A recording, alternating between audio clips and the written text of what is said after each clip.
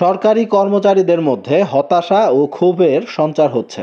বিস্তারিত দেখুন রিপোর্টে।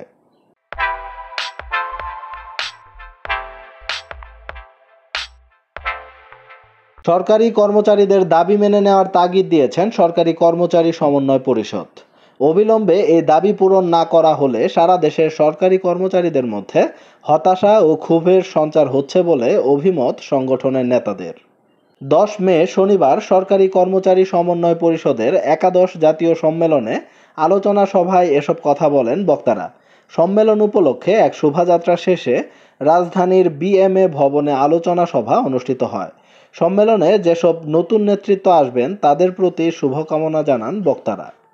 সংগঠনের সভাপতি সৈয়দ সারোয়ার হোসেনের সভাপতিত্বে অনুষ্ঠিত শোভাযাত্রা ও আলোচনা সভায় দক্ষিণ এশিয়ার বিভিন্ন গণকর্মচারী সংগঠনের প্রতিনিধিরা এবং বিশ্ব trade union federation, WFTU, TEUI public সার্ভিসের প্রতিনিধি সহ ঢাকা মহানগরীর বিভিন্ন দপ্তর অধিদপ্তরের প্রায় সহস্রাধিক প্রতিনিধি উপস্থিত ছিলেন।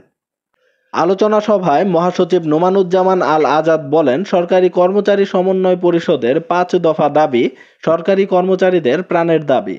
অবিলম্বে এই দাবি পূরণ না করা হলে সারা দেশের সরকারি কর্মচারীদের মধ্যে হতাশা ও ক্ষোভের সঞ্চার হচ্ছে। আলোচনা সভায় সঞ্চালনায় ছিলেন সংগঠনের অতিরিক্ত মহাসচিব মোহাম্মদ রুকনুজ্জামান এবং সহসভাপতি ছিলেন ফাহমিদা আক্তার ইলা। কর্মচারীদের দাবিগুলো হলো দ্রব্যমূল্যের ঊর্ধ্বগতির কারণে 50% মহার্ঘ ভাতা দেয়া, 10 ধাপে বেতন নির্ধারণ সহ নবম বেতন কমিশন গঠন, সচিবালয়ের মতো পদবি পরিবর্তন, টাইম স্কেল ও সিলেকশন গ্রেড, শতভাগ পেনশন পুনর্বহাল, মূল বেতনের 20% বার্ষিক ইনক্রিমেন্ট দেয়া এবং পেনশন গ্র্যাচুইটির হার 1 টাকায় 500 টাকা নির্ধারণ সহ 5 দফা দাবি।